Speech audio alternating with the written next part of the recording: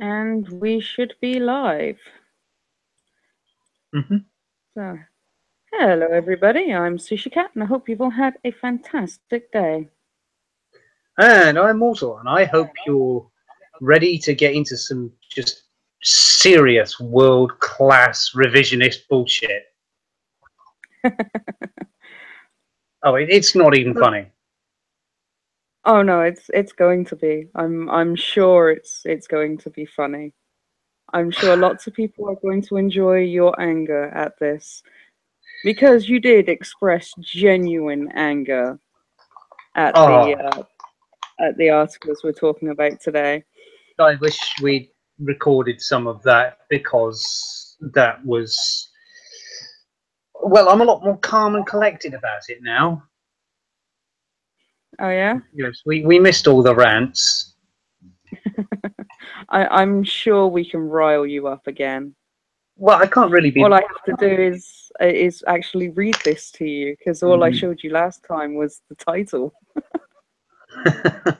Yeah, well, I'm currently sitting in my mum's flat, so you know, can't be getting too triggered. Oh yeah, you can. So, It actually surprised me that you described yourself as, what was it, potentially very, very triggered. yes, and All those right. who know me know I don't get triggered. I get angry. So, should we jump straight into it then? Yeah, we probably should bite this dog shit bullet. All right. Well, I'm actually going to start with the second article I showed you. Huh?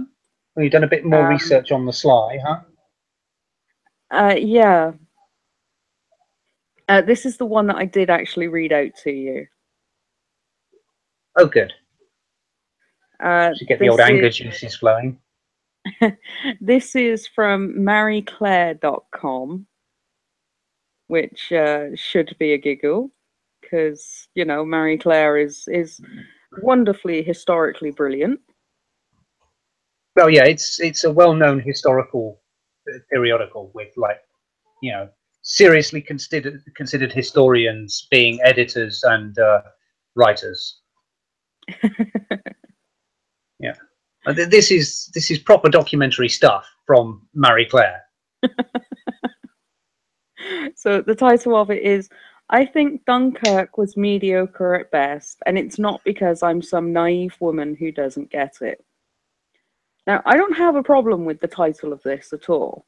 It's like that. There is no, there's no issue with her thinking that Dunkirk was mediocre. Well, no. Or, it's like she's more than welcome to have her opinion on it.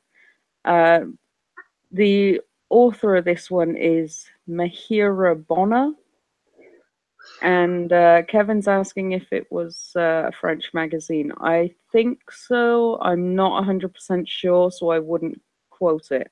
The links It might be American French.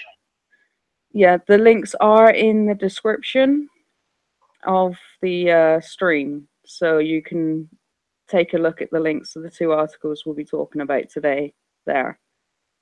Yes. Right, carry on then. I'm preparing myself. I'm locking down my jimmies so they don't rustle too much.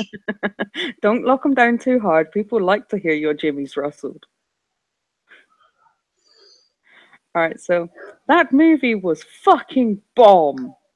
That was one reaction I overheard after watching Dunkirk, Christopher Nolan's new directorial gift to men, who are currently spending their time fervently ranking his movies, arguing about said rankings, and presumably wearing fedoras completely unironically, or even worse, ironically. Presumption. But she did say it was presumably.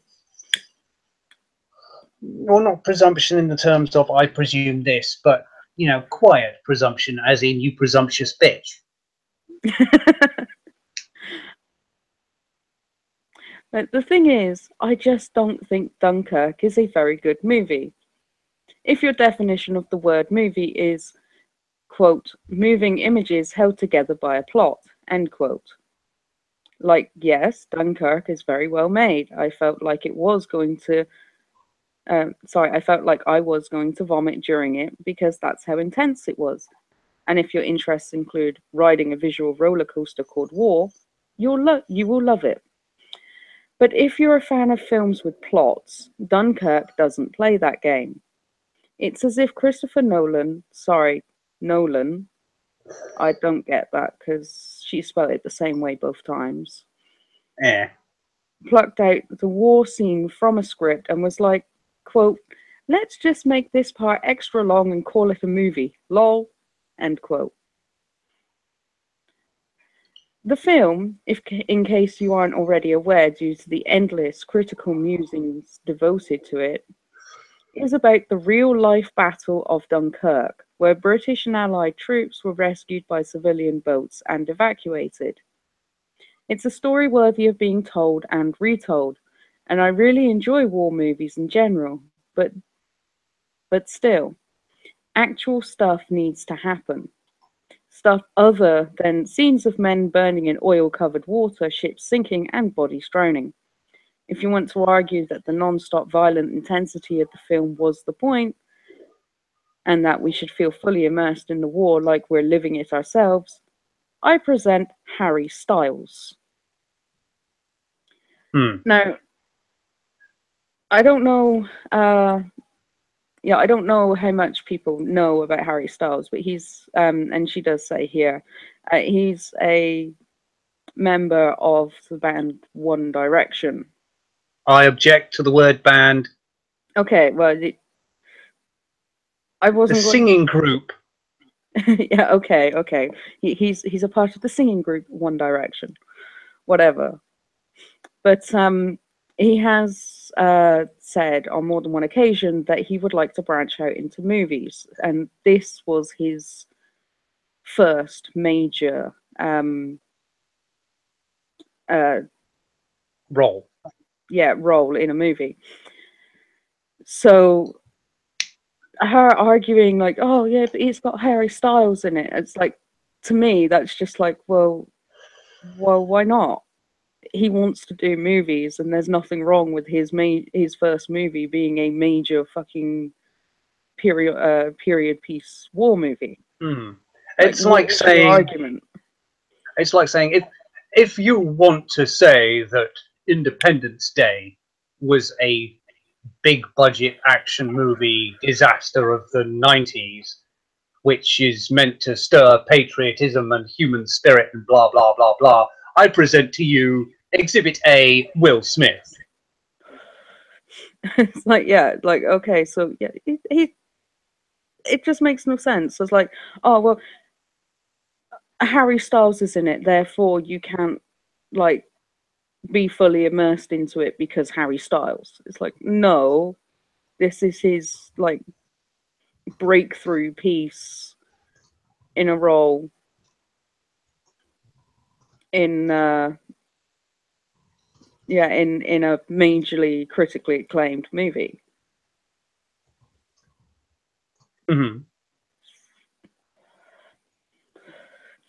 Hey, little Alex, how are you, Han? So yeah, it's like I have a problem with her argument against Harry in this piece, and I don't even like the guy.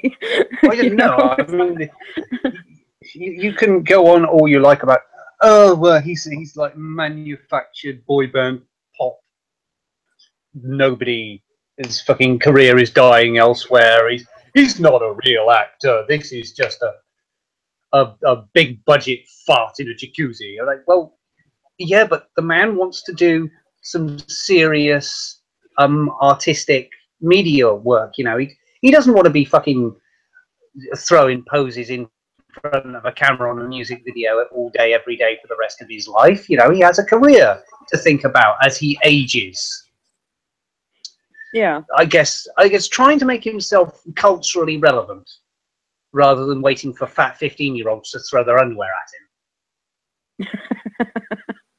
I'm sure the whole having fat 15-year-olds throwing their underwear at him will get tired after a while, Yeah, I can. particularly considering he can't bang them. Exactly. I mean, there's one of the major reasons to move into movies from fluffy pop bullshit is, if you've got a big media presence on the screen, you kind of actually can get away with shagging random fat 15-year-olds.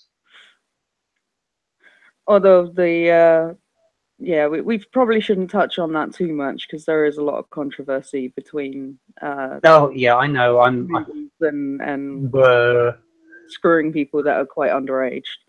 I'm just being an asshole. Carry on with the article. Trying to take the sting out of it a bit. The One Direction band member did a surprisingly impressive job in what turned out to be a pretty major role, but I refuse to believe it's possible for any viewer with even a semblance of pop culture knowledge not to see him and immediately go, "Oh my god, it's Harry Styles." It's like Ed Sheeran's cameo in Game of Thrones. Having a pop star casually show up in a film will inevitably remove the audience from the narrative and ground them back in reality. Harry Styles is a constant reminder to the viewer that the movie isn't real. I'd imagine the fucking great big screen in front of you would do that too. Yeah, and the way that vehicles just explode rather than slowly burning. Yeah, like I don't know. I've not seen the film, so I can't say too much about like that. But yeah, it's like we are talking about the article specifically. Hey, Vane. Um, because neither of us have actually seen the films. We're just critiquing these articles and pointing out how fucking stupid they are. Harry Styles is a constant reminder to the viewer that the movie isn't real, while the entire excuse for the film's intense and admittedly impressive cinematography is to convince the viewer that they're right there in it.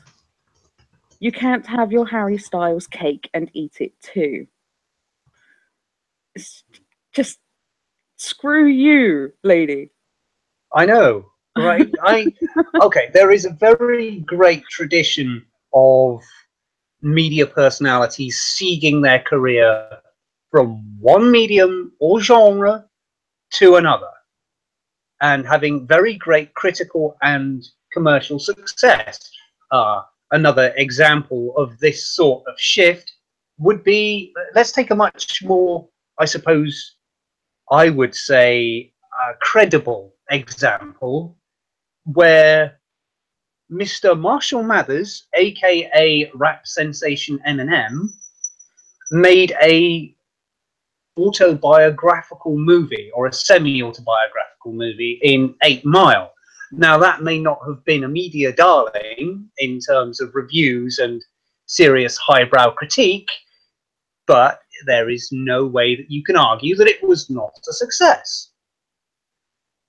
And semi-autobiographical film, he was still acting as a character.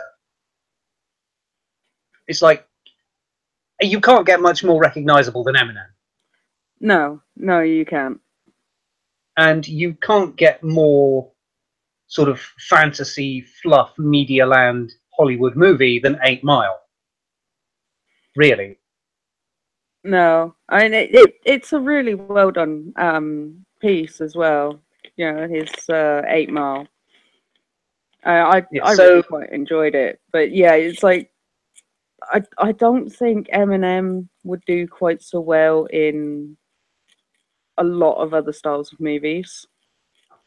well, no. Well, I'm just Mostly because drawing the example that yeah, this woman is making assertions which puts the burden of evidence upon her, and her evidence, quote unquote, is basically, well, I think this, which is unfalsifiable. And we can come back with any number of examples of people moving from one medium to another and making very great success of the transition. So that argument immediately becomes, if not Madonna. invalid, I pardon? mean, look at Madonna. I mean, how Well, many movies she's been in? Because well, I've seen her in a few, and she would actually be a fine argument for this lady's position, though, because whenever you see Madonna in a film, it's always Madonna as, you know. yeah, it's like they do advertise it as having Madonna in it, but it's like even even then, when she plays a role really well, you can be immersed in the movie and still Mm. recognize that, hey, look, that is Madonna. So even then, you can sort of go, well, yeah, that there are well-known musicians and singers and bands and or band members that have done both music and movies Movies. or TV Mm. shows or whatever. I mean, if we And want, okay, so they become you can sort of tell that they're there and who they are, but it doesn't detract from the movie itself. another thing is very famous actors. For instance, you don't get drawn out of the film just because you're like, oh my god, that's such and such from these other films. You're like, okay, well, this is this character for now. A fine example, you want to throw in a female who has made the transition from pop music to film. Oh, what was her name? I'm I'm thinking of Beyond Thunderdome with the Oh, character Anti-Entity. uh, Black lady, big hair, Tina Turner. that's the one. Yeah. I mean, she was Tina Turner in Mad Max 3 Beyond Thunderdome, but Anti-Entity was a great character, well portrayed, that was a brilliant foil to Max and made an excellent villain, very well portrayed. So it can't even be like a sexist argument at this stage, No, if you because take into account the likes of Tina Turner's performance. yeah, it's like you can. I mean, you can argue both sides. You can say that there are certain actors, sorry, certain musicians that have shown up in films that have you've seen them and you've just gone, holy crap, I know who that is, and it's just completely ruining it for me. The one that got me, and this is mildly amusing, is Justin Timberlake in the Shrek movies. Because Yes. all I could hear was Justin Timberlake, and I was just like, I can't help it. I was like, Yeah. all I could hear was him, Well, that's and because he's a bad actor. yeah, that kind of didn't help. But so He really was just there for name recognition because he was a big thing at the time. like yeah, so I wasn't very good hearing him in the Shrek movies because it did pull me out of it because I was just like, I know that voice, and then when I worked out, I was just like, oh god, that's not good. So there's an example of how it works. It doesn't really matter where a person is known from or what their previous media career was like or how they come to movie. If they are a good actor and they're playing a well-written, well-directed role, you can overcome any amount of name and face recognition just by doing a damn good job, which she has already admitted That he that does, this, yeah, that this booty swinging boy band member has managed. So, round of applause to him for making something more meaningful of his career. And this woman's argument just committed seppuku. yeah. Well, I think the next paragraph or two is the actual reasons why she wrote this article. It has nothing to do with any of the things that she's written already. Yeah, when It's you the next bit is the reason why she wrote it and the reason why it's in this particular stream. yeah, prepare the digging machines, ladies and gentlemen. We're going salt mining. All right. But my main issue with Dunkirk is that it is so clearly designed for men to man out over, And look, it's not like I need every movie to have a quote strong female leads, end quote. Wonder Woman can probably tide me over for at least a year, and I understand that this war movie was dominated by brave male soldiers. I get that. But the packaging of the film, the general vibe, and the tenor of the people applauding it just screams, quote, men only, end quote. And specifically Oh, seems to cater to a certain type of very pretentious man who would love nothing more than to explain to me why I'm wrong about not liking it. If this movie were a dating profile pic, it would be a swole guy at the gym who also goes to Harvard. If it was a drink, it would be a Sumptown coffee. If it was one of your friends, it would be the one who starts his sentences with, quote, I get what you're saying, but, end quote. okay, pause up here a moment. So here we have a case of clear hypocrisy. This woman has essentially said, I get what you're saying, but are we not smelling a certain amount of double standard here? Oh, but it's perfectly okay when a woman expresses a double standard. It's men that are not allowed to express double standards. Okay, so we've hit the first gravelly layer of salt just beneath the surface here. There's some grit in the argument now. We're getting traction. But yeah, her basic argument is, I want more women and more diversity. That's pretty much what she's saying. It's like, Well, you know, the feel I'm getting off of it is not so much more women's and people of colour in this film would have made it acceptable and not offensive to my sensibilities. That's not what I'm getting. What I'm hearing is this film was not for me, therefore fuck you. but yeah, it's saying that as well. But you know, So, it's like she's angry that the majority of people that are going to like this movie are going to be men. Now, I fully which, intend on going and watching this. So, and you know me well enough more to know that I am really quite a fan of war movies, more so than you are. well, it's the drama of it, isn't it? It's the high stakes and the personal investment. And to take another fine example of an incredibly inverted commas mannish and equally incredibly inverted commas white film, Enemy at the Gates.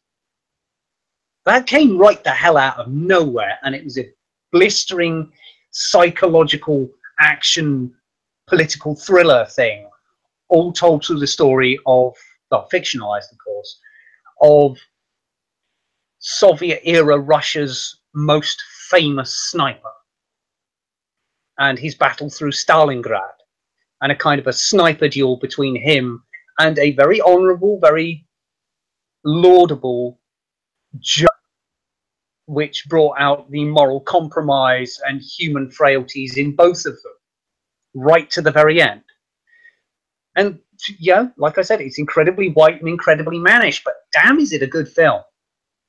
I don't think I've ever heard anyone criticize Enemy at the Gates for being too gung ho action zoom kapow wahey. Well, to be honest, it also Enemy at the Gates also came out before all this identity politics really came to the fore. So not many people were complaining about there's not enough women, or there's not enough coloured people, or wow, you know. So it kind of dodged that. I think if it was released today, you would have these same arguments being made. Yeah, I guess because now that school of thought has enough traction to not immediately be shouted down whenever it rears its head. Yeah. All right. So you're okay with Death joining? I have no idea who Death is, so bring him on in. Him, her, it. Hop to land in the stream. You're just covering all the bases there. Yes.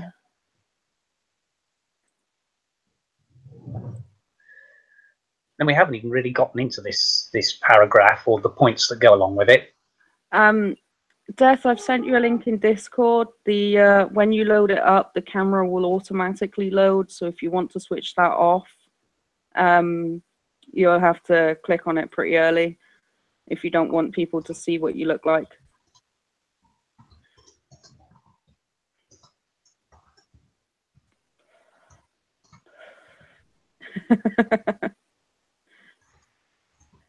But yeah, I did say to Death that I'll have him in on a stream at some point, and he's just asked if he can join this one. So, Yeah, like I say, I've no arguments against it. I relish having another voice in this one-sided argument. well, I think for the most part we pretty much agree. That's always a problem with us on these. Well, I would love to get people that disagree with me on here, but none of them will ever join me. Even when I specifically ask for people from both sides of the argument. Well, maybe the fact that it's called Sushikat Rants. Oh, good. It looks like Death might be taking over my ranting, yelling duties, so that's good. Yeah, and from what I've heard, there are some pretty important female characters, but they're not leads. In Dunkirk, there's a few nurses and the like. What you mean the jobs that those people were actually doing at the time? Yeah, because from what I've heard, the movie is relatively accurate. All right. Well, let's continue critiquing this opening argument that she has against the movie itself.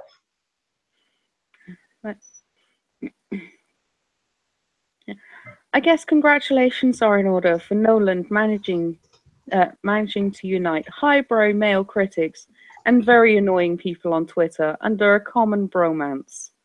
But to me, Dunkirk felt like an excuse for men to celebrate maleness, which apparently they don't get to do enough. I fucking hate this woman. I really can't stand her. Well, let's not get hung up on every sentence, otherwise we'll be here for 12 hours. Fine, great, go forth. But if Nolan's entire purpose is breaking the established war movie mold and doing something different, why not make a movie about women in World War II? Or because I know that will elicit cries of, not everything has to be about feminism, How about any other marginalized group? I'm pretty sure that still comes under feminism. Mm-hmm. These stories shouldn't be relegated to indie films and Oscar season. It's up to giant powerhouse directors like Nolan to tell them, which is why Dunkirk feels so basic. It's a summer war movie. It'll make you fear for the future and pray that we never fight again. You might get kind of sick. If you're like me, a random man will come up to you after and explain why you're wrong for disliking it. But this war movie isn't special. At the end of the day, it's like all the rest of them.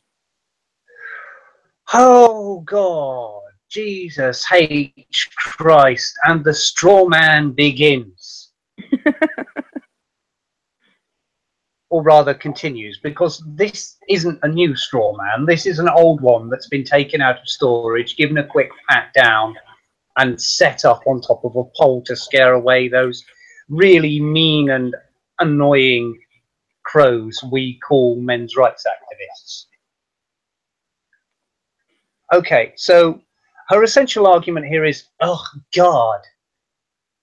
Not enough. Another male lead. Yeah, oh no. Oh, this commercial big budget Hollywood studio movie is trying to make money over all else. It's making this is a movie for a specific audience which they know is broad and will come in droves to watch this popcorn war movie. Ugh, can't they be more highbrow? They're highbrow. Oh, right, can't they be more inclusive? Well, that will ruin the fucking narrative then, though, wouldn't it? And also you'd have historians calling it all kinds of inaccurate and stupid. Oh, you're just being mean now. I don't know. Maybe that's not the argument that's being put forth, but it's the argument I'm hearing. Well, the thing that I find funny, and Kevin seems to have picked up on it as well, is that she's basically angry that some guy after that she probably went to the cinema with, because for the most part people don't talk to strangers at cinemas.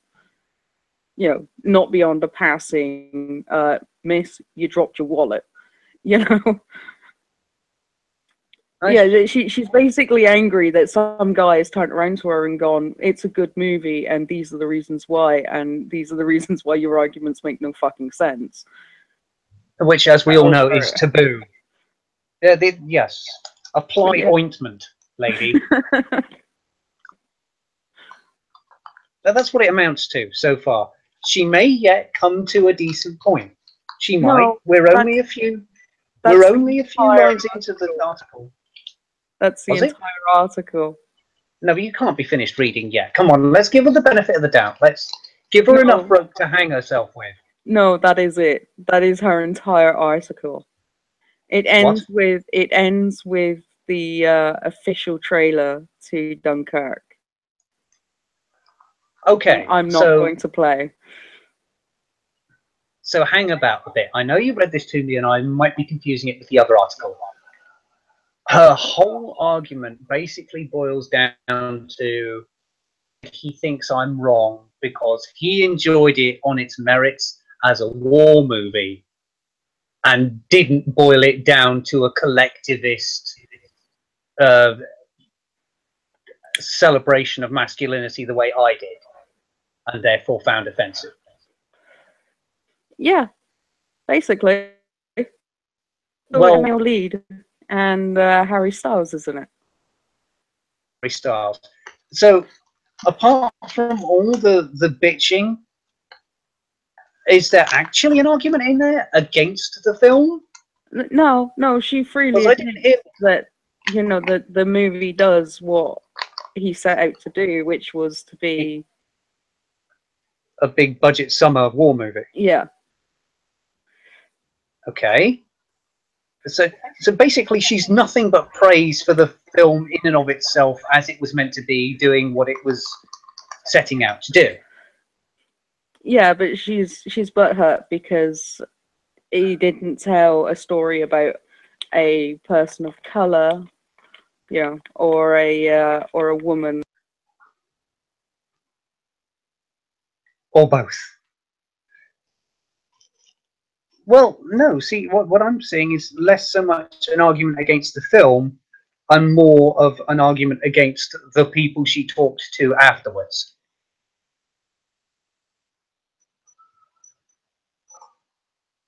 And I can hear nothing.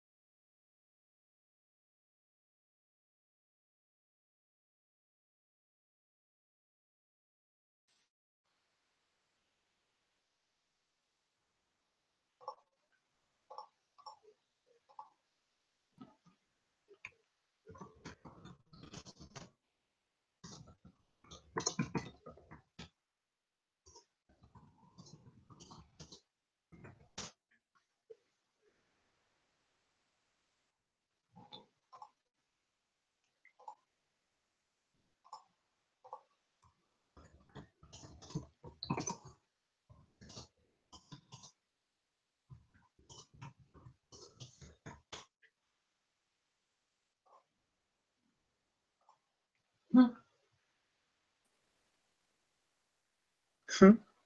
Am I back? Can you hear me? Yes, hello. All right, sorry about that, guys. My connection decided it was going to commit seppuku. It didn't much like this article. It seems that Cat's connection simply could not take the bullshit. Yes, it was rather argumentative there. On the plus side, we have Death with us. Hello, Death. Hello. Hey, Death. My hey, welcome goodness, to the stream, you have a very Thanks. deep voice there, sir. I'm just going to I turn you am up a bit 15 so and that I'm still everyone. growing. It's great. So, Right, what would you like to pitch in on this article, supposedly, or rather a bitchy butthurt whinge, as I prefer to think of it? I quite like this because a lot of the time when people point out these wrongs to, I think we can consider this person a liberal. Well, obviously, because right at all is all but wrong.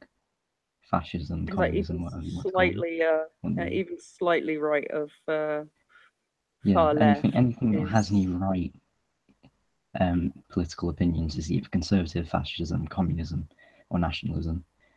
There's no way of being right when you're right. I mean, as in the side, not yeah. But people were mentioning that there's no women involved. I think that's just clearly pushed out of the way. Have you actually watched the movie? I don't know whether or not you have or not. Sadly, I only got halfway through because a fire alarm went off, so that was disappointing. Well, and they didn't refund us either. Was there actually a fire, or was it some No. pink-haired lunatic pulling the alarm bar because he couldn't take it anymore? Apparently, some kid had a tantrum because he didn't get popcorn and decided to pull the alarm right next to the door. So, little bastard. I hope somebody got sued over that, because that is a safety violation, and quite a serious one as well. Not that I know of, but might check in with the police. Just ring up the local. Just ring up the local fire department. Here, mate, did you sue the parents of that dickhead that put on the fire alarm, eh? Did you water cannon him? Did you spray him down? Did you waterboard that little shit? Well, hey, that's a bit extreme of me. So, from what you saw, there was female. Yeah, but obviously, there was a certain amount. The females were introduced into military intelligence because of the lack of males, because all males were, majority of males that were able to fight were sent over or put in reserve ready to. The able-bodied men were being armed. Yeah, effectively. Exactly. And females ended up getting more job opportunities, which would push towards the suffragette movement and the allowing of jobs which took place a bit afterwards. But majority of the females that were in the cast, from what I remember, it was what? Trying to remember now. I'm like half asleep. I haven't slept for 2 days. My bad. You fool. I know. Too many Stellaris games. Do I need to take Stellaris away from you so that you can actually get a decent night's sleep? Probably. I'm only halfway through the campaign. Like, yeah, well, put it down so that you can actually sleep. Yeah. I noticed that my English teacher was kind of going on about Dunkirk, saying that it was wrong because it basically made all the females look weak. And at the time, I didn't see the film when she said that, and I was like, how so? I haven't seen it. And she usually they do the thing where they go, well, it's just because some of the plots, and it's like, go into it. And it's like, no, this is lesson time. You can't talk about that. It's like, why mention it? It's like, well, don't fucking it's like don't fucking bring it tease up if you're not gonna go into it. Yeah, I fucking hate it when people do that. Yeah, they just plant these things in your head and then refuse to discuss them. It's like, oh no, we can't talk about that right now. It's like, well, it's not no. valid to the political discussion. Well, anything I say that's not valid. And Di's asking if you're able to speak up a bit, or if you're able to angle your mic a little bit so that. Is this better? I'm not too right. I got a new mic, so I'm gonna hold it like this. I don't know if it's better. I'm sure that's better. You're certainly louder in my ears. That's good. In a way. Yeah. So many discussions in my English class around became because of that, and then when I mentioned, well, it's a movie that's based upon a battle that was all white. Every single person there was white. And then obviously some people in the class didn't know history, and they were saying, no, there should have been Indian troops there. And I said, yes, they were part of the Commonwealth, but they weren't introduced until later battles or other battles. Weren't they fighting over the other side at that point? So they weren't actually. Yeah, I'm pretty sure. They weren't get on to Dunkirk. But we'll get onto this with the other. With our other article, because that one there actually talks more about coloured people and their involvement in the war and stuff like that. The whitewash argument. Yeah, because they like to point that out. They go, oh, white people are so proud of what they did in World War II. How they defeated the racists when they're racist themselves. And it's like, that makes no sense, though. We defended Africa more than we defended France. Well, I don't know about you, but I seem to recall that France was 2/3 occupied for most of the war. So true, but I mean until later. When the Germans pushed us out eventually. I'm so asleep, and I've had Luco. I think that's a good segue into our second article. Now, this is an article talking about another article, and I couldn't find the original, so we're going to have to settle for this one. It's on thedailywire.com, and again, it is linked in the description of the stream. So, yeah, this one here is USA Today complains about lack of women and no lead actors of color in movie Dunkirk.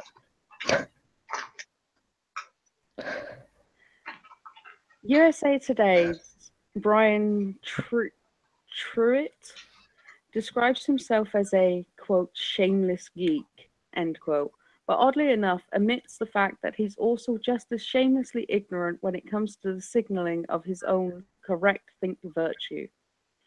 In his review of Dunkirk, director Christopher Nolan's big budget look, opening this weekend, an actual historic event that took place in the early days of World War II, Truitt offers potential ticket buyers the following trigger warning. The trio of timelines can be jarring as you figure out how they all fit, and the fact that there are only a couple of women and no lead actors of color may rub some the wrong way. Where in the world do these freaks come from? Did Truitt do any homework about the background of this movie? He does appear to know that Nolan's latest is based on a true story, which I guess is a start. But he probably learned that from the trailer.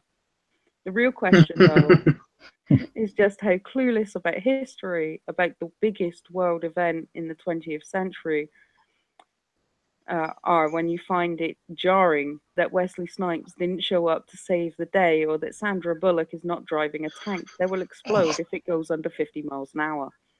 I'm pretty sure the only historical inaccuracies with the British destroyer wasn't actual British; it was French or something, and Dunkirk's main city street that they were stationed in part of the film. It should have been blown to because of the heavy shelling and airstrikes that were being taken place. Well, I'm no historian myself, but when we get to the end of this article, I shall provide what I consider to be a roughly accurate and generally inoffensive take. Context of the historical events on which this film is based. Complaining about the lack of women and minority actors in a movie about Dunkirk is like complaining about the lack of Sinatra music in Straight Outta Compton, or wondering why cancer failed to get equal time in Philadelphia, or hectoring Hollywood over the omissions of realistic sex scenes in the Toy Story trilogy. It's like, oh god, I just imagined that. That is horrific. Nobody needs those images in their head ever. Clonk, clonk, clonk, clonk. Damn, you really pushed my buttons, Bo.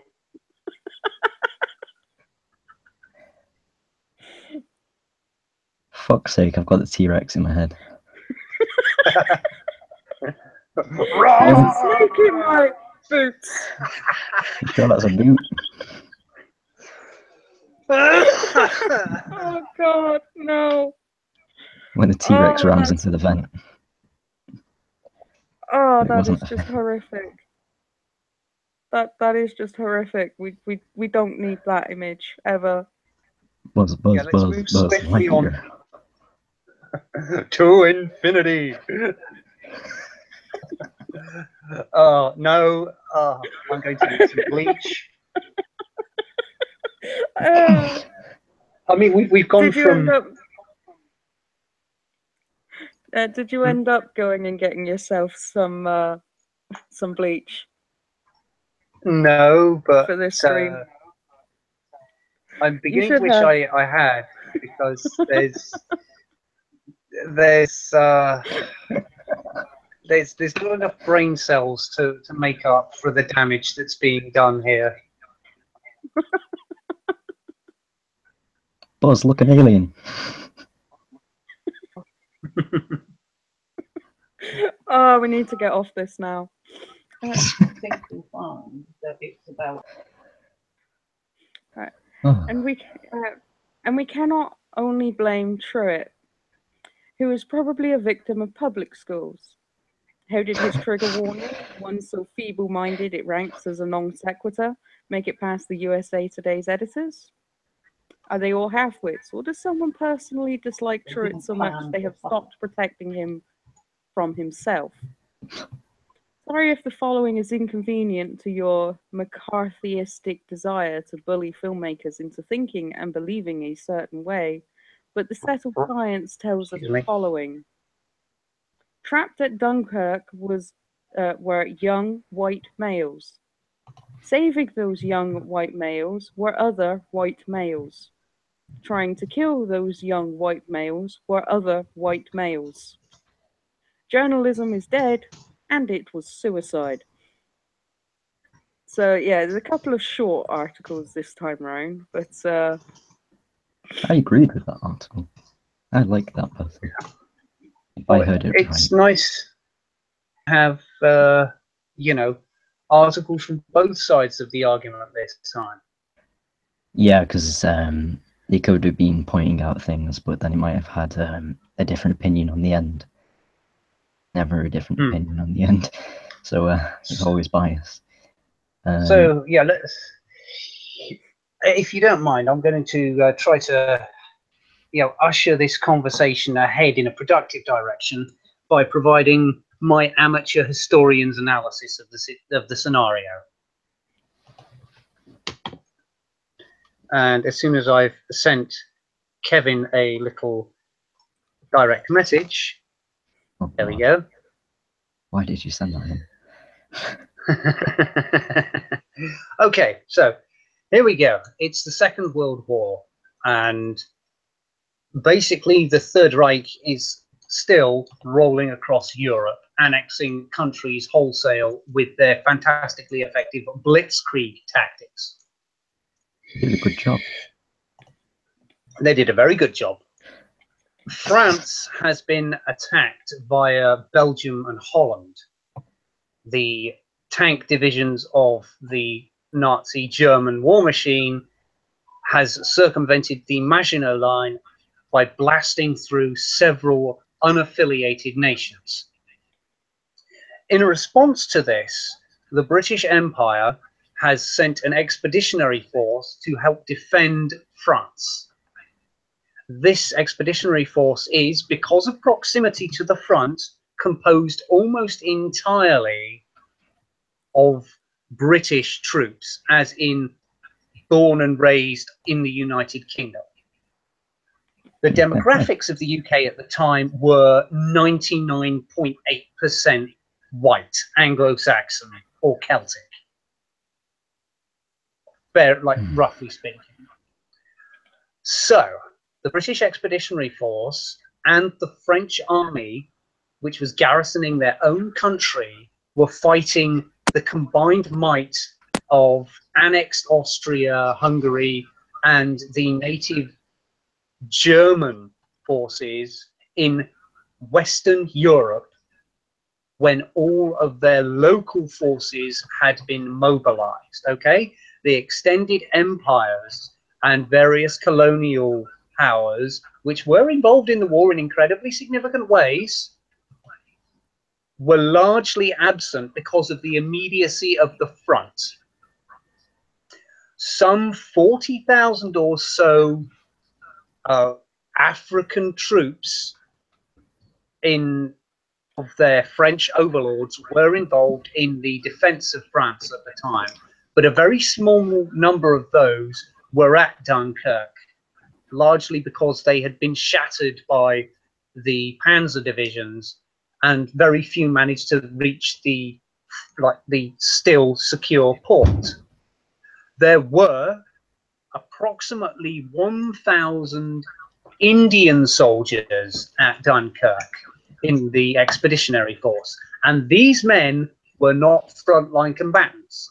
They were a logistics regiment, so small and so remote from the action that they don't even show up on the battle rolls, the disposition of the troops in British records. They were just there.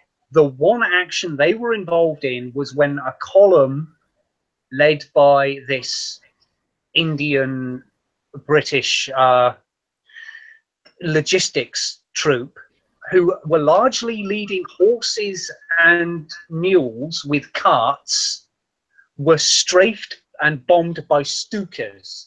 And the Indian commander of that regiment was decorated for saving lives in the basically brilliant calm and precision with which he withdrew men and materials from danger. Okay, that was the extent of their direct combat involvement, finding hedges to hide in while the Stukas fucked off. That is it. But no, well, they weren't combat troops. They were logistics men. Their job was to ferry food and ammunition. It was just a case that the front came to them that time. Yeah. Oh, they were so that's it. it. Yeah. So a few thousand. In the comments section that has clearly watched the movie. So I was just thinking about reading out their comment. The name is Tom Tillapau, I think. Paugh. Yes. But yes, Dunkirk was about 3 specific points of view. The kid soldier trying to escape, the old boat owner and the 2 boys with him, and the RAF pilots. It was not meant to be a broad scope to include the bigger picture of the battle where the French were protecting the perimeter, etc. But the French were mentioned favourably, and the one British officer even stayed behind at the end to help the French.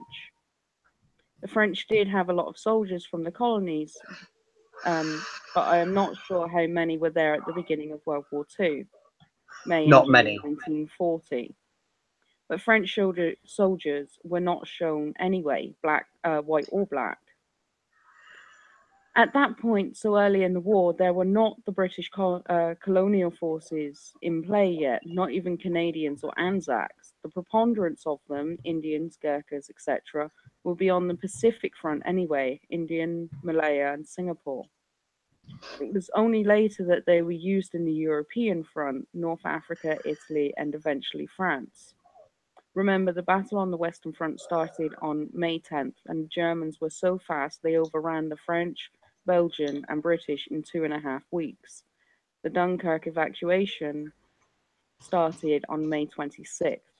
So, yes, they were all white British guys, and there were no women involved except nurses and some female civilians on the private boats. A That's relatively what I'm realistic saying. movie, but not nearly as bloody as the real battle. Exactly, that's what I'm saying. The speed with which the Germans moved and the composition of the troops in play at the time qualifies this film's total whiteness, not as a whitewash, but actually commendable verisimilitude to the actual facts. Even if someone brings up, oh, well, the Britain's merchant marine corps were full of black men and Indians and colonials of all sorts. Well, yeah, but the merchant marine weren't involved in the evacuation. It was an element of the Royal Navy and several hundred, maybe even thousands of private vessels, fishing trawlers, yachts, various pleasure boats, you know, the little ships that are mentioned in the newspapers of the time. Mainly And recruits. the preponderance of the British population was massively white. And the Well, owners of we those are. boats were even more massively white. I mean, at the time, there were maybe 60,000 various mixed Indian, Pakistani, etc. citizens in the UK. And not a great many of them were yacht owners, you know?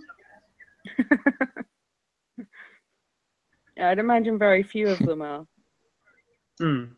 So even if you bring in the wider civilian involvement, you still won't find very many brown faces, historically speaking. And given the scale of the engagement, I mean, we're talking upwards of 1 million combatants on the actual front at Dunkirk during the evacuation. 20 or 30,000 of them were black Africans under French command, and very few of those were evacuated.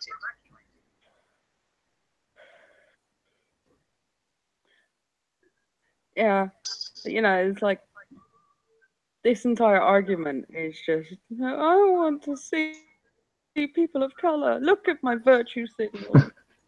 Exactly. It's just a pure, almost completely unadulterated.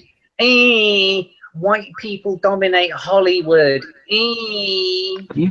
Has anyone actually looked at? I think it's called Bollywood. There's no white or black actors in there, so Yeah, but they they're don't calling. dominate them. They don't Yeah, that's dominate world true. cinema, though, do they? Or That's do they? true. Also, you know, if they want to, I can't remember the name of it, but your mum was watching it a little while back. Yeah, so if they want to follow the lives and times of women during the war, they've got that. There's a whole fucking TV series dedicated to just the women at war. Well, yeah, Granted, but then it was in Welsh, but you know, it's like it does exist. So you know, why not have things that are historically accurate? And you know, if you're gonna be there in in the thick of the fighting and stuff like that, then look to the Russians. Look at the Eastern Front if you wouldn't want women on the front line, because the Soviets didn't care. They had mixed regiments of men and women. Yeah. And they had that women-only squad, the really, really bad sniper ones. When I say bad, I mean a lot of Germans, when they rolled into a town or something, when they were doing that, I forgot what the thing's called, the tactic they also used in World War One, where they burn the cities and the land to make sure that the scorched earth policy. Yeah, that's it. But yeah, I mean, this argument, and we see it every time they trot out this thing where it's like, oh, not everything is about white men. You know, other people have a place in history. We did shit too, and it's very, very true. And the media presence is there for them. But what they're trying to do is tear down white men's representation in popular media, which is kind of a shitty fucking stance to take, when ultimately the much better thing to do would be to support the existing presence of women, minorities in movies, TV and such like. Make your own, you know, invest in these other ventures, that do something proactive. I'm sick and fucking tired of hearing them whinge about representation and just to bash on shit that is historically accurate, technically well made, and generally applauded for doing a good job, simply because they feel left out. Well, what are you doing to improve the situation, lady? What are you doing?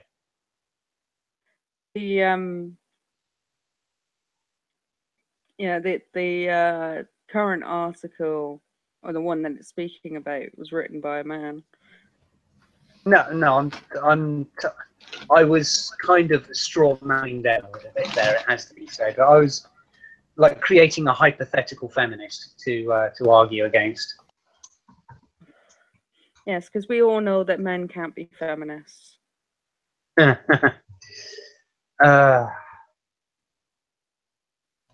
hair or purple? By that comment there that Mort just put in the chat, he's not talking about the he's not talking about the terrorist organization. He's talking about the new DC heroine, or the superhero. She is an Egyptian Muslim.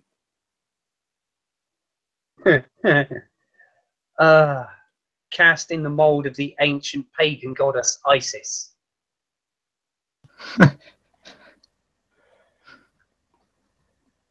Yeah, she's an Egyptian Muslim. She has underboob and no hijab or anything like that. And to activate her powers, she has to shout, "I am ISIS." I can't imagine that comic is going to last exceedingly long. I have a feeling that there's going to be a few. I'm going to imagine that there's going to be a few Muslims that are going to object rather heavily. Well, they can't say anything because I'm pretty sure the comics wasn't they around before ISIS actually appeared? And the Egyptian goddess is an actual thing, ISIS. Spelled differently, but though, isn't it? She wasn't a Muslim at that point. They're actually making her a Muslim now. Oh, just for the bonus points. Yeah. Well, since we're getting into superheroes, right?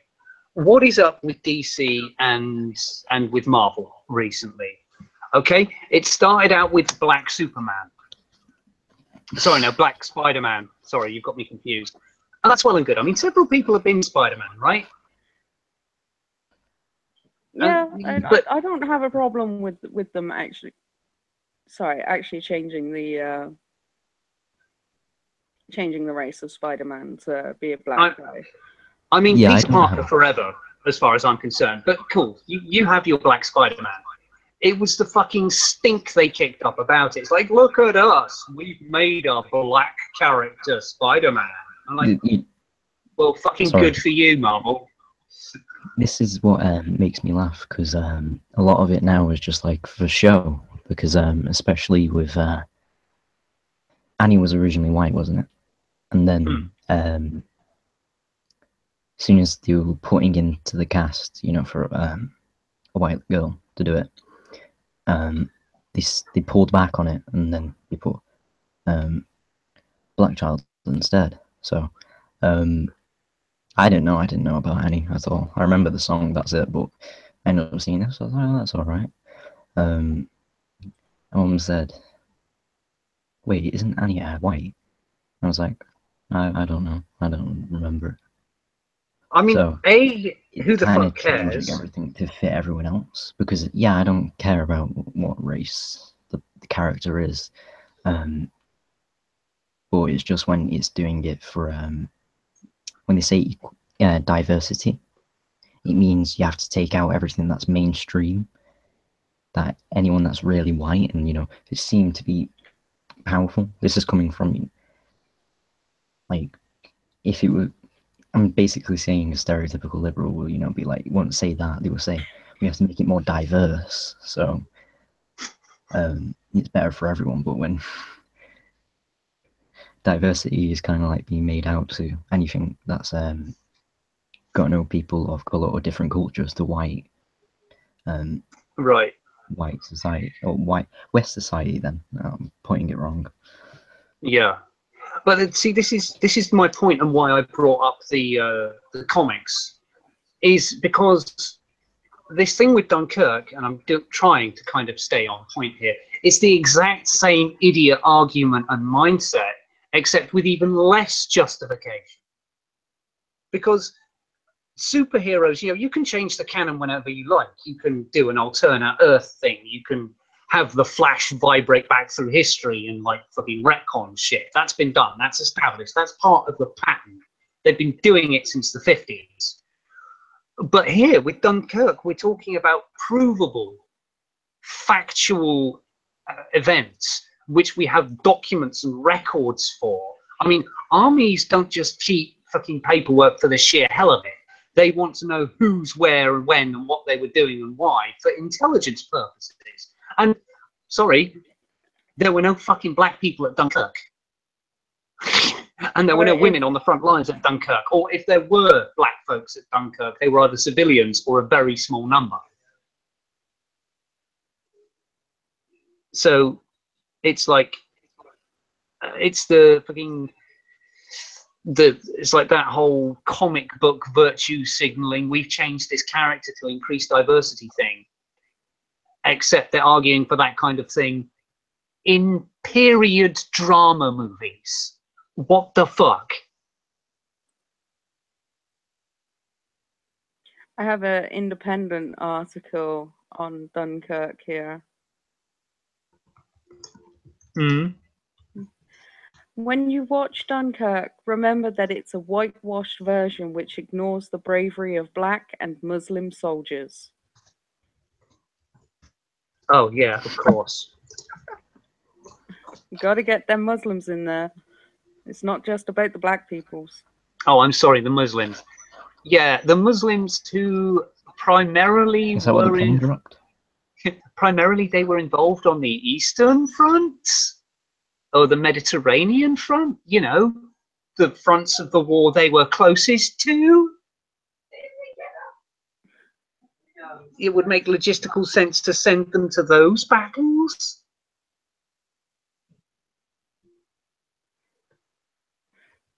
No, but they need to be there at Dunkirk. You don't understand. They have to be at Dunkirk. Otherwise, you're just ignoring their bravery. No, they fought and died and did great things elsewhere. Dunkirk. And this is the film Dunkirk. That's like having the Ewoks show up to fight the fucking Death Star battle in the first Star Wars film, you know? It's like no one's denying that the Ewoks were integral to the Battle of Endor, but they just weren't at the fucking Death Star trench run. Reminds me of Build-A-Bear. So, shall I read this one out? Yeah, go ahead. Even in this early stage of the Second World War, ethnic minority British citizens did show enormous courage. One of the bravest ARP men during the Blitz was black, although we have yet to see a film about him. Uh, in my mother's family scrapbook, there is a tiny box camera snapshot of a very young Robert staring at the Luftwaffe smashed mole leading out of the sea from the port of Boulogne. And I'm terribly sorry, I'm absolutely butchering this. Right. 16 years after British troops evacuated under fire in May 1940 as their comrades stood on the beach of neighbouring Dunkirk, in the photograph, the right-hand side of the Boulogne jetty remains in dilapidated post-war France, just as it was when British soldiers scrambled aboard the last ships to Britain. The concrete right-hand side of the mole collapsed into the sea, just a few old hawsers showing where it stood. I remember that when our car ferry docked from Dover, passengers still had to walk the plank across a bridge of duckboards suspended above the water with ropes on each side to cling onto above another bombed out part of the jetty. A day later, my father drove our Austin up to Dunkirk to see the famous beaches. It was a grey, cold day, and the sand was grey, and there was some unrecognisable, rusting junk along the promenade, and several of the old beach hotels were still under repair. That was it. History had passed this way, and the Brits had returned to other beaches 250 miles further west 4 years later, and Hitler killed himself, and we dropped atomic bombs on Japan, and by the time I reached Dunkirk, we'd lost soldiers in Korea, and the poor old French were just starting their doomed war to hold on to Algeria. From time to time, during our drive through the German border, that dank summer holiday, there were road bridges still under repair. The war had only ended 11 years earlier, and squads of French soldiers guarding them would stand up and cheer when they saw the little Union flag my father had fixed to the front of our Austin. Don't wave to them, fella, he would admonish me. They let us down and surrendered. So the anti-French contempt briefly witnessed in Christopher Nolan's new film, as a British officer refuses to allow French troops to join the evacuation, was nothing new in cinematic history. My dad, who fought in France towards the end of the First World War, still felt the betrayal of the country he'd risked his life for when it capitulated to the Germans in 1940, less than 3 weeks after the last British and French soldiers had left Dunkirk. The Brits had already been softened up to hate their French allies by General Mason MacFarlane, who gave an off-the-record briefing to journalists in London on 28th of May 1940, in which he told them to blame French troops for the demise of the British Expeditionary Force. Reporters ran exclusives the next day, no sources, of course, as usual, precisely reflecting the words of the general. Mason MacFarlane was, I suppose, a Farage of his time. In the decades to come, British historians would denigrate French troops in 1940 as drunkards and cowards, although they also write to the looting and binge drinking of the Brits in Dunkirk town. A theme clearly hinted at in the magnificent 5.5 minute Dunkirk beach take in Joe Wright's Atonement. Intriguingly, there were more French soldiers shooting their horses, marching with discipline to the beaches, one of them dying in a London hospital, in Wright's film, in which Dunkirk was only an episode, than in Nolan's epic. Much has been made, inevitably in The Guardian, of Nolan's failure to acknowledge the presence of Muslim troops at Dunkirk. Muslim Indian Commonwealth soldiers from what is now Pakistan, and of course Algerian and Moroccan regiments in the French army. Atonement did contain a black British soldier in the retreat to Dunkirk, although no photographs appear to exist of black UK troops in France in 1940s France.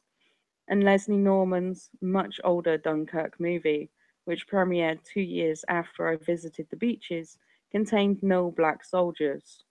I wonder why. John Mill's companions in the retreat to Dunkirk were all white, although in the film French civilians risked their lives to help save British troops. Of course, even in this early stage of the Second World War, ethnic minority British citizens did show enormous courage. One of the bravest ARP men during the Blitz was black, although we have yet to see a film about him. Disgracefully, the post-war Moroccan and Algerian governments declined, until very recently, to honour their soldiers who fought in the French army against the Nazis.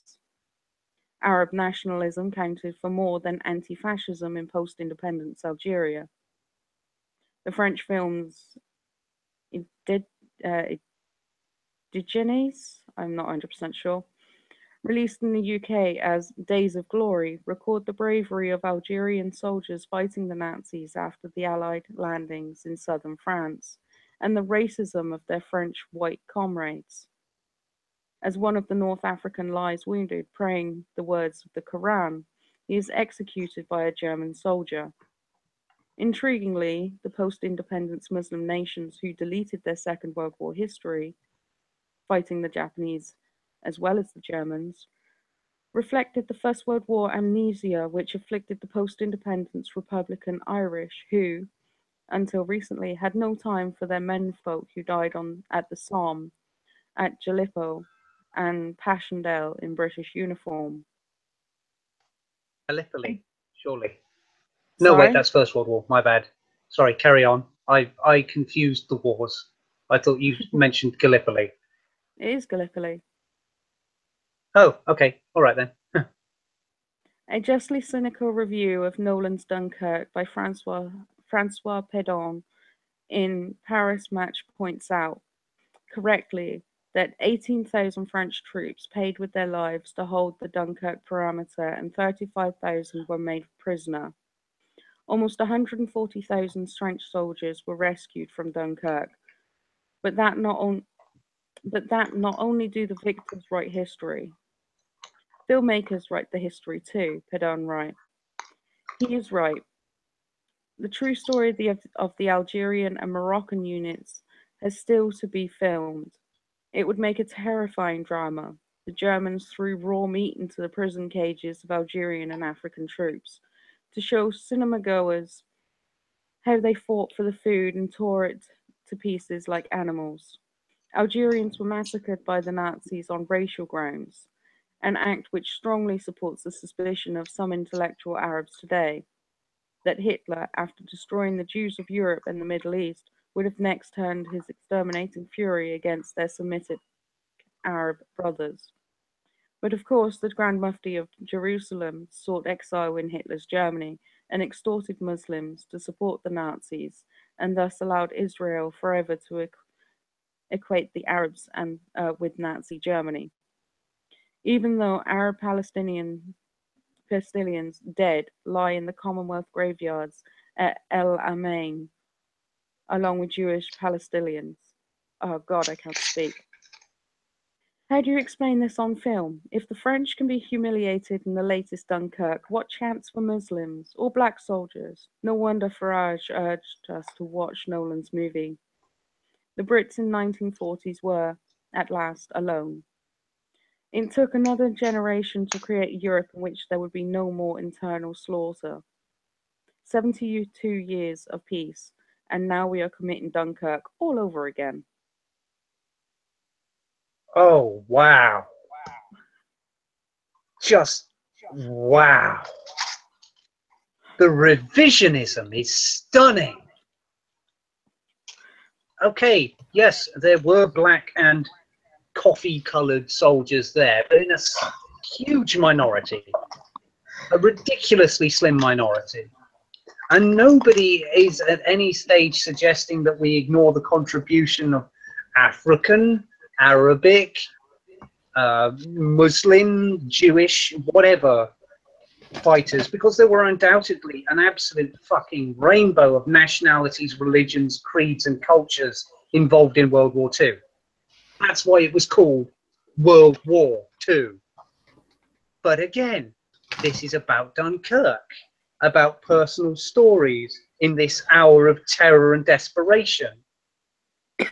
So remind me again why we should see a massive formation of turbaned Muslims defending the cowardly retreating French and British soldiers. Diversity.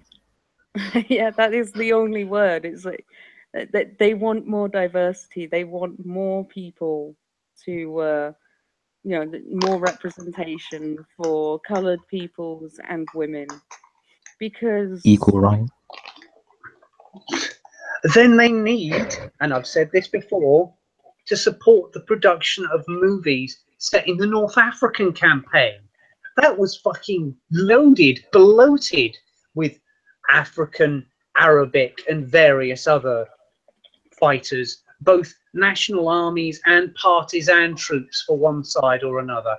And it's a great campaign for drama, massive swings in fortunes, and the duel between generals, while also being able to zoom down to the individual level with heroic and momentous actions by individual and small groups of people, especially considering the mix of different troops, formations, nationalities, and religions that were involved. Stop criticizing Dunkirk. Make El Alamein for yourself. I wonder how many bins were burnt by Antifa after the release. They sure do like hating their bins, don't they? they do have a major issue against bins. It's almost like a bin killed their dog or something. I think there's a montage for it as well. I have to get that up.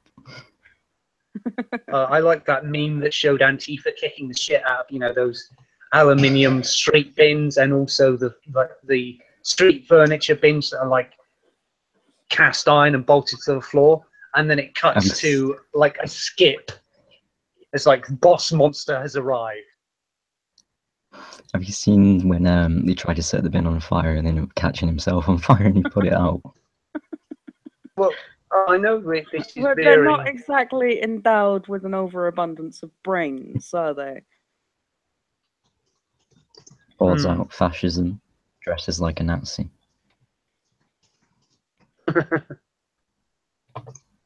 But yeah, I know I'm kind of veering from the point here, but my absolute favourite thing about that is how they managed to beat themselves up with bins.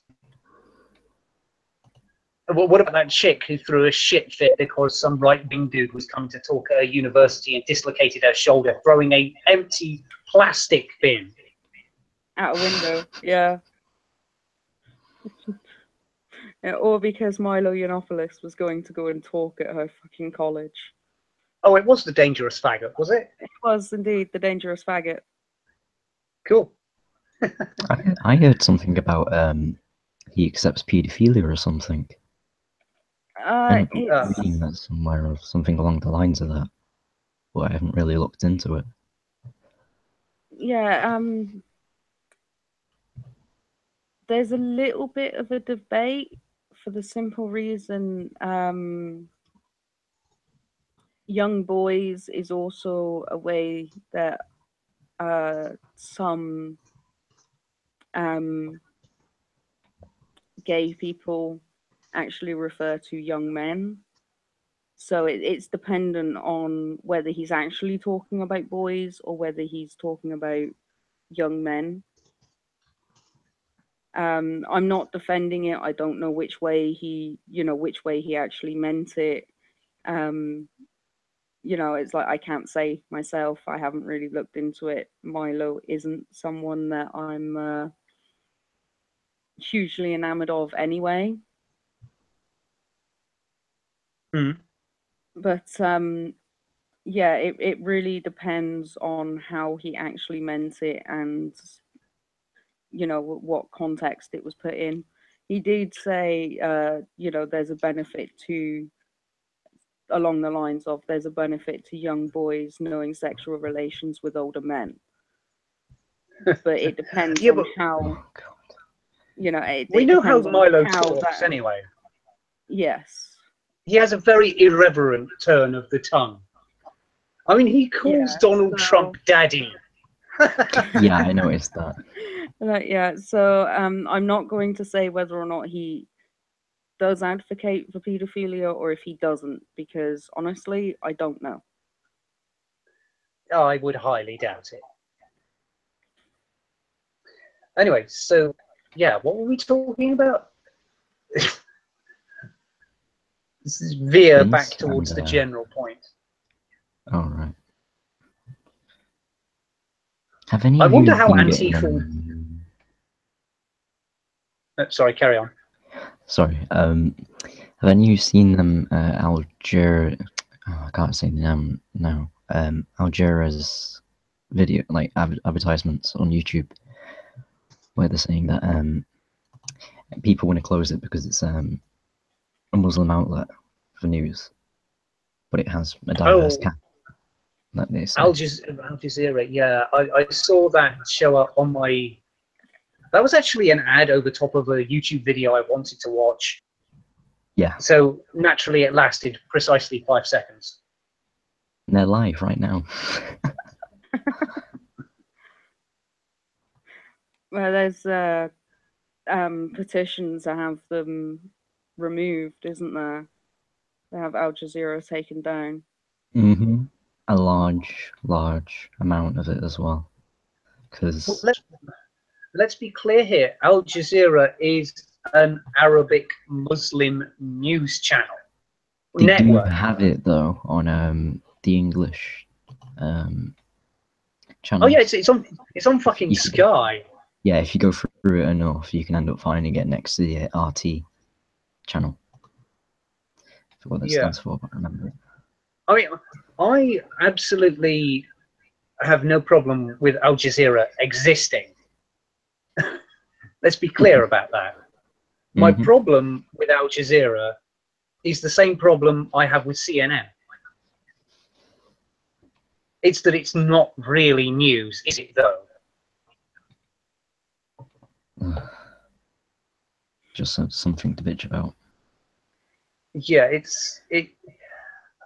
again, it links back to the whole point of this entire stream is propagandizing, is skewing media and media outlets to fit a certain I don't want to use the word narrative, I do not, but to gender, you know?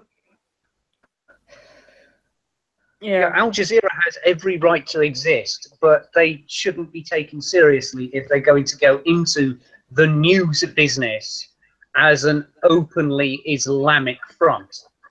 I'm sorry, I That's just see right. what Mark said.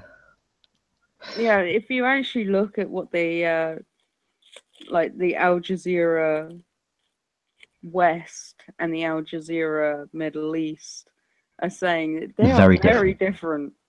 Yeah, they are very different. I've seen them and I've seen translated versions, and it's not pretty for some.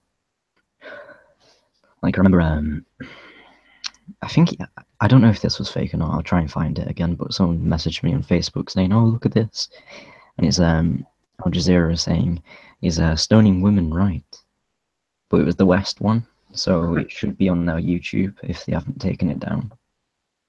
Yeah. I'll go check. I mean, Al Jazeera West, to my mind, is a bit of a Trojan horse. It's like, look, we're doing proper journalism over here. We're doing it your way with consideration to your culture and your media standards. It's like, nah, mate. I see what you did. An English font on it does not mean it's English. Exactly. Or indeed anything else. It's still a Muslim and Islamic organization. Oh, guess what? I think I know why they were saying that we demand that that demand one. It's so annoying. We demand that we're not racially profiled, that we can do journalism. One of their journalists have been detained in Egypt. And Oh, the UN stopped them from going into Syria. Okay, there's probably a perfectly good reason for that. Yeah, probably. But just probably something. the same reason. Probably the same reason the UN stops anyone going anywhere for safety and security reasons. I know how it's being abused, which could possibly be very true, because I don't know much about Kenya, and the bitching about Trump and his financial background. But Yeah. the thing that made me laugh in regards to the whole Trump taxes quote scandal is when his taxes were actually released, and it turned out that he was paying more than anybody else in in government or that was running at the time. It's like, hey, that was kind of a fail on your guys' part, wasn't it? It's like CNN had a countdown to the reveal of his taxes as well. That just cracked me up. Rest muzzle of shotgun on foot. Prepare to pull trigger. You know, it makes me laugh as well. When you look back on like a lot of the I would say the American and English culture of like the 1960s and 70s, like the housewife, doing all the cleaning up and kitchen wise stuff. Probably later, earlier than that. I mean, but they have, and it's majority all white women that are in these, depictions. And a lot of people go, that's racist and whatnot. And it's like, not necessarily, because you've got to remember the majority of the population in those countries were white. And it's changed dramatically now, but when people say they should be allowed to come to our country, and I say, well, if I go over to theirs, I'm going to get my head chopped off. So, yeah, how about no? I don't want to go over there. I don't want to get shot going down the street or dragged into a van because they may think I'm Christian because I'm white, which in fact I'm an atheist. Oh God, that's even worse. Exactly. I mean, committed Christians might believe in the wrong God, but at least they have one. I believe in carpets, flying carpets. Oh, hail the mighty rug. Oh yeah, that'd be a way to get around it. That'd be a way to get around it, wouldn't it? You just go to a Muslim country and just carry a prayer mat with you. So I have the rug. It's okay. This is my prayer mat. Do you know the words? 5 times a day, I put it up against the wall and pray fervently. What for? That I can glitch this in there?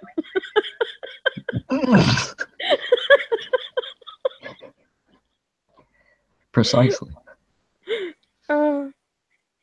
Don't forget the pillar. It's kind of funny because in my class, I don't come out with the usual racial stereotype to have a go at anyone else when I'm talking about Muslims, and they insult me for being white. Oh, cracker. I'm like, no, I don't want any cheese on it. Well, I just say Tuscan Raider. It works very well because half the time they don't know what the fuck you're going on about. Well, no, of course they watch. Half the time, people actually laugh. They grew up watching Turkish Star Wars, which incidentally is brilliant. Isn't that just beheadings of journalists? I wish it was that charged so that we could criticize it, but no. Oh. Nobody expects the Spanish Inquisition. Spanish Inquisition on this one, anyway. We need to bring the Spanish Inquisition back. Just for this. I think that won't go very well. No, it would not. Yeah, instead of them, instead of them hunting down witches, You know, it's funny because everyone mentions hunt down ISIS sleeper cells. It's kind of funny because there was a big controversy. I don't know if any of you remember this, but the SAS went in burqas into an ISIS compound and took out the entire compound from within. But because they were wearing burqas, literally like 5 men. And you got to remember, the majority of SAS are white. There's a few black members, but the majority are white. And that's me. If you look at the military as well, the majority are white, but the population is split between half white and half other ethnicities. And then people come in and say if immigrants can come in as long as they work and provide. But the majority of the time they don't keep the money in the country to recirculate. No, they export it out. They send it back to their families that are in other countries that may be more deprived or less as developed to fund, certain things. Excuse me for just a few minutes. I have to go dark. Okay. Hans. Yeah, he's being either badgered by his mother or his or his brother, one or the other. Mark's saying that's not a true story of the SAS. Yeah, are you spreading lies again, Mark? I think it's because he's American and can't deal with the fact that we have the best special forces. Just don't mention the special boat service. At the SBS. That's something I rarely hear about, to be honest. I don't hear much of the SBS.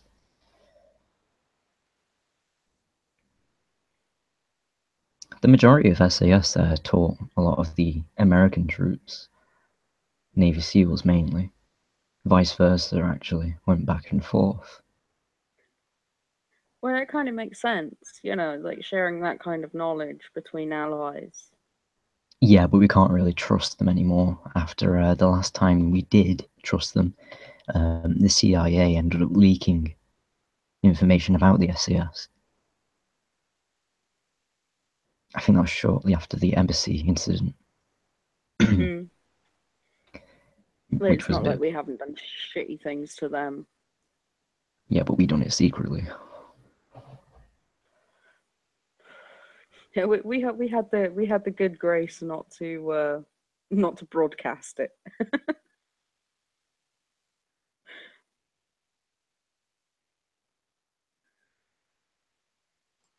Okay, I return. What did I miss? Oh, we're talking about we're talking about the SAS and stuff like that. Okay. Oh, and by lies, I mean the SAS story.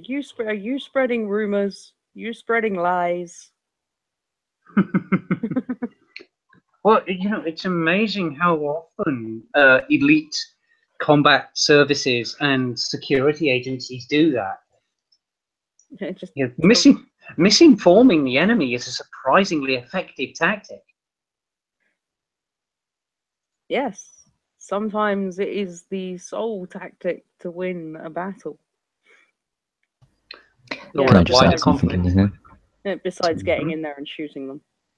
To back that up, in Command and Conquer, just send a couple of scout units, mainly a couple of infantry around the corner on the other bridge. Blow up that bridge, and then just send your entire army through the first bridge. Works very well. And now we're on to video games, which is another excellent battleground. Yeah, the number of times I've got one. I have read things and they're like, oh my god, diversity in video games, not enough, wow. You're just like, oh, go away. You're fucking. I think that moron. yeah, Command and Conquer Generals very do gives that diversity that we need. Middle East is represented with terrorists. The West is represented with blue uniformed soldiers, mostly NATO, and then the Far East is represented with Red, all the the red. Chinese, really. Yeah, all the red. It's mainly Chinese, though. The Russians didn't have no part. Well, they don't much anymore. I played very little of CNC Generals, but what I did play, I loved. I especially liked playing as the Arabic forces because they were driving about in technicals with light machine guns strapped to the roof, and they had ISIS. and they had like society upgrades, like giving your slaves shoes. I know. And shit like AK-47s for everybody. I had a have. brilliant sense of humor. I know, I loved it. I have just felt a far leftist shiver in absolute rage at that accent. I'm not even sure what it was meant to be. You'll come again.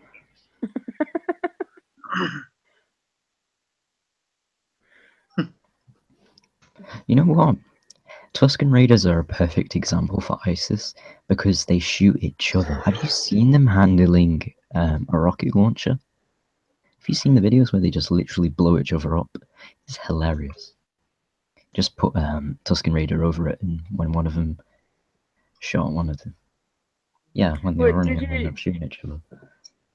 Did you hear about that?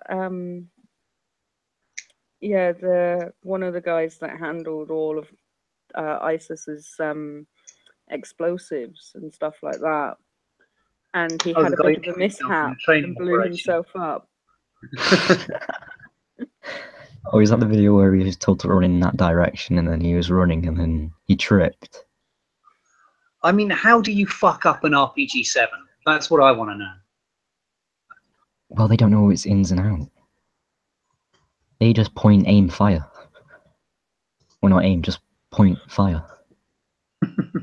Russian tank? Doesn't matter, it's a T-60, it's a Cold War specification. Oh no, they upgraded it, okay. I mean, they don't know what's going on because George is in the way now. Well, what made me laugh was he was one of ISIS's top main dudes. Yeah, like top explosives experts, and he managed to blow himself up. I mean, accidents happen, but that is hilarious. Please tell me you know what this is from. Rubby dinghies are fast in it, bro. Please tell me. You know, don't you, Mort? No, but it sounds funny as it is. Oh shit, I don't know. 4 lines. 3 lines, surely. Or... Oh yeah, 3 lines. I don't know, I get them mixed up.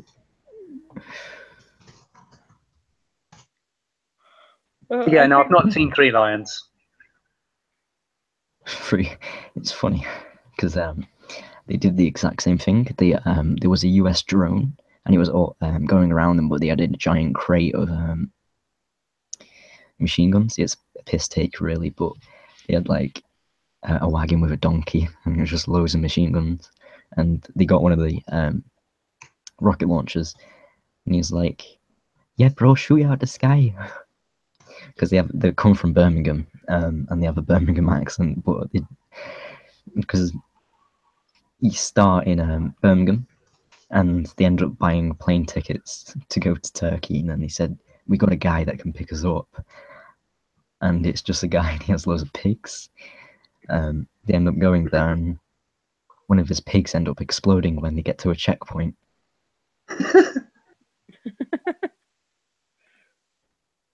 That is brilliant. And yet, nobody ever seems to criticize these movies. You know, have you noticed that? Things that actually are outwardly and obviously discriminatory or take the piss, those are never criticized for their lack of diversity or sensitivity.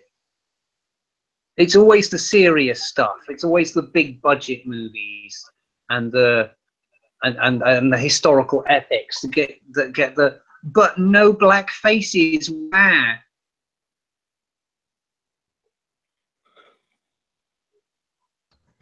Yeah, but you know, it's the big budget movies that get the most sort of viewership.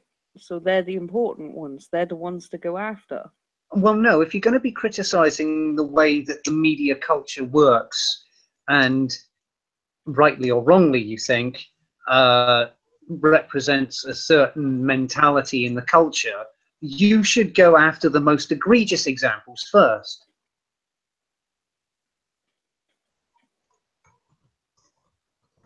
Yeah, but they want the big budget ones because those are the ones where all the money's at. So they can make a pretty penny off it. And make the biggest noise, of course, about things that people are talking about. But basically, they're shouldering their way into the conversation. And apart from anything else, that's just rude. Yeah, pretty much. I mean, I would have a much greater degree of respect if they actually practiced an even-handed critique of the whole system, rather than singling out an individual successful film and shitting on that because diversity.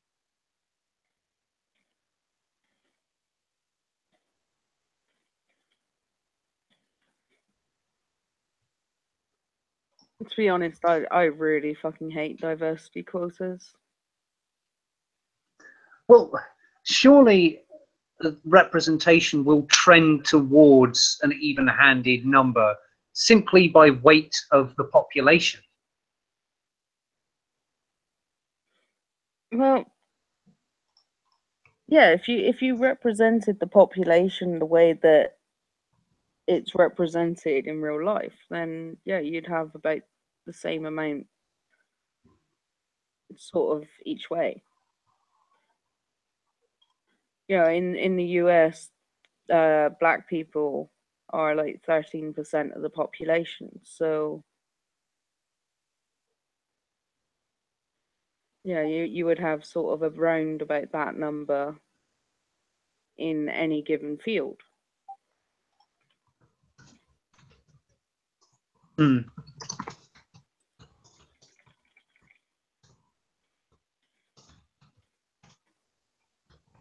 I think we've covered pretty much everything, haven't we? Yeah, and more. Yeah, so probably about time we I'm we back. call it for tonight. Oh, good, you're Hey, back welcome just back, in Cam. time to join the end of the closing out of the thing. Oh, dang it, I missed the final judgment. We tend to end with a final thought on what we discussed in the stream. So, Mort, do you want to give your final thought? Okay, close zoom in while I sit down with my microphone and adjust my glasses.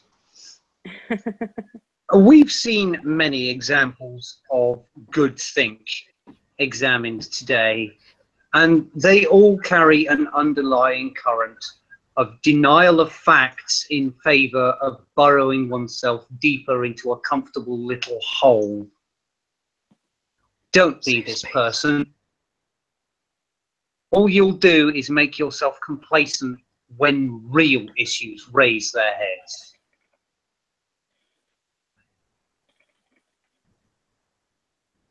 Yep, that's my final thought.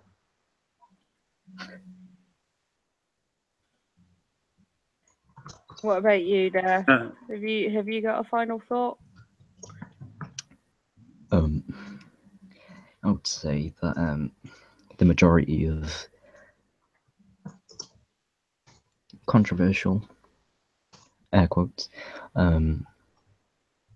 depictions of the movies, saying that if it's a historical event, and then trying to pull out slight slivers of the history and say, well, why shouldn't certain people have been there, or a certain division been there? you should just accept the fact that it is up to the person that's creating the movie, and the fact that it is an historical movie, that it has a back to it. But for non-historical movies that are just made up and with their own limits and ideas, then they tend to be called out more, because with no back against you saying, well, this happened and it's true and that's how it was, you can't change it.